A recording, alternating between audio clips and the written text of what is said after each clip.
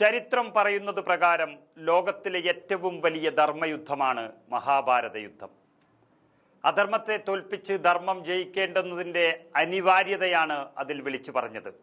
ആ മഹാഭാരത യുദ്ധത്തിൽ കൃഷ്ണൻ തേര് തെളിച്ചതുപോലെ ഈ രാജ്യത്തിനായുള്ള ധർമ്മസമരത്തിൽ രാഹുൽ ഗാന്ധിക്കൊപ്പം നിന്ന് തേര് തെളിക്കുന്ന ശ്രീകൃഷ്ണനായി KC വേണുഗോപാൽ മാറിക്കഴിഞ്ഞു എന്നുള്ളതാണ്. നമ്മുടെ രാജ്യത്തിൻ്റെ മഹാരഥന്മാർ എന്താണോ രാജ്യത്തെപ്പറ്റി ആഗ്രഹിച്ചത് അതിനെതിരായി നിൽക്കുന്നൊരു നേതാവായി കേന്ദ്ര ആഭ്യന്തരമന്ത്രി അമിത്ഷാ മാറിയിരിക്കുന്നു.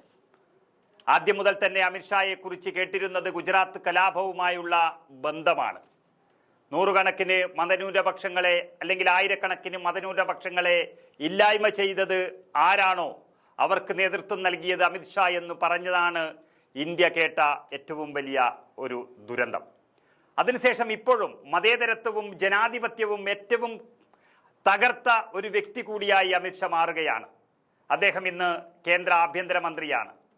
ജനാധിപത്യം ഇന്ത്യയുടെ മണ്ണിൽ തകരുമ്പോൾ ലോകം അത് ആശങ്കയോടെയാണ് നോക്കി നിൽക്കുന്നത്. ആ അമിത്ഷായെ അറസ്റ്റ് ചെയ്യണമെന്ന് പാർലമെന്റിൽ ആവശ്യപ്പെട്ട KC വേണുഗോപാൽ അതുവഴി മതേതരത്വത്തിന് പുതിയ മാനം നൽകുകയാണ് ചെയ്തിരിക്കുന്നത്.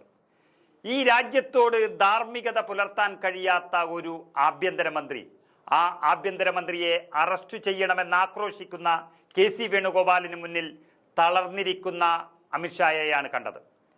5 വർഷമോ അതിൽ കൂടുതലോ വർഷം ശിക്ഷ കിട്ടാവുന്ന കേസുകളിൽ അറസ്റ്റിലായി തുടർച്ചയായി 30 ദിവസം കസ്റ്റഡിയിൽ കഴിഞ്ഞാൽ പ്രധാനമന്ത്രിയടക്കം കേന്ദ്ര സംസ്ഥാന മന്ത്രിമാരടക്കമുള്ളവരെ ആ സ്ഥാനത്ത് നിന്ന് നീക്കം ചെയ്യുന്ന ഒരു ഭരണഘടനാ ഭേദഗതി ബില്ലാണ് കേന്ദ്രം അവതരിപ്പിച്ചത്. നമുക്കറിയാം, കേസുകളും മറ്റുള്ള കാര്യങ്ങളിലെല്ലാം പ്രതിപക്ഷങ്ങളെ ചേർക്കുന്നത് ആരാണെന്നും അങ്ങനെ ചേർക്കുന്ന കേസുകളിൽ വിധി അവർക്കെതിരായി വാങ്ങിച്ചു കൊടുക്കുന്നത് ആരാണെന്നും അറിയുമ്പോൾ അത് കേന്ദ്രമാണ്. പ്രതിപക്ഷത്തെ ഇല്ലായ്മ ചെയ്യാൻ വേണ്ടി മാത്രമാണ് ഇങ്ങനെ ഒരു ബില്ല് കൊണ്ടുവന്നിരിക്കുന്നത്. ഇത് ഈ രാജ്യത്തോട് ചെയ്യുന്ന ഏറ്റവും വലിയ ക്രൂരതയായിട്ടാണ് KC വേണുഗോപാൽ പാർലമെന്റിൽ അവതരിപ്പിച്ചിരിക്കുന്നത്.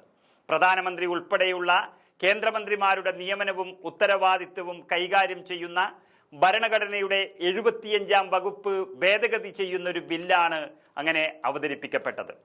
സത്യത്തിൽ ഇത് രാജ്യത്തിന്റെ ഫെഡറൽ സംവിധാനത്തെ തകർക്കുന്നു എന്നാണ് KC വേണുഗോപാൽ പറഞ്ഞത്.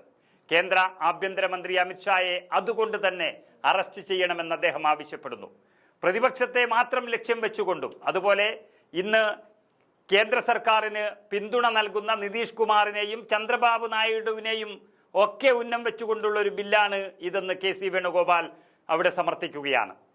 പാർലമെന്ററി ജനാധിപത്യ സംവിധാനം തകിടം മറിക്കുന്ന ഒരു ബില്ലാണ് ഇതെന്ന് കോൺഗ്രസ് വ്യക്തമാക്കുമ്പോൾ കോടതി ശിക്ഷിക്കും മുമ്പേ തന്നെ ഒരാളെ ശിക്ഷിക്കാൻ എങ്ങനെ കഴിയുമെന്നാണെന്ന് അവർ ചോദിക്കുന്നത്. ഇവിടെ കോടതിയുണ്ട്, ചെയ്ത തെറ്റിന് ശിക്ഷ നൽകാൻ കോടതിക്ക് അധികാരമുണ്ട്. പക്ഷേ അതിനു മുൻപ് തന്നെ 30 ദിവസം ജയിലിൽ കിടന്നാൽ അവരെ എല്ലാ പദവികളിൽ നിന്നും ഒഴിവാക്കുന്നു എന്ന് പറയുമ്പോൾ അത് ശരിക്കും ഇന്ത്യൻ ജനാധിപത്യത്തോടുള്ള ഒരു വെല്ലുവിളിയാണ്.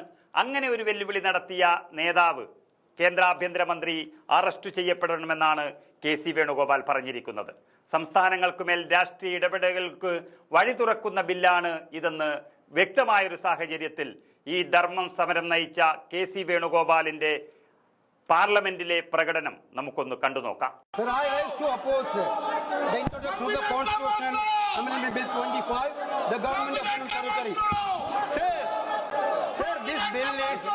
This bill is to sabotage the federal system of this country. This bill is to sabotage the basic principle of the constitution of this country. Sir, BJP people are telling this bill is to bring morality in politics. Can I ask a question to the Honorable Home Minister? When he was the Home Minister of Gujarat, he had been arrested, sir. Whether he took the morality of that point of time? माननीय सदस्य, आप bill पर बोलिए. आप 72 के नियम के तहत बोलिए. सर, दिस नियम है, आपका डायरेक्शन है.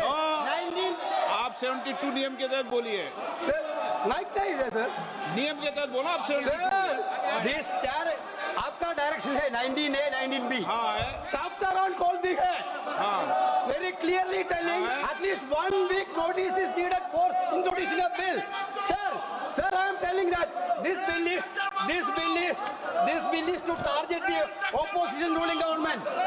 This bill is to set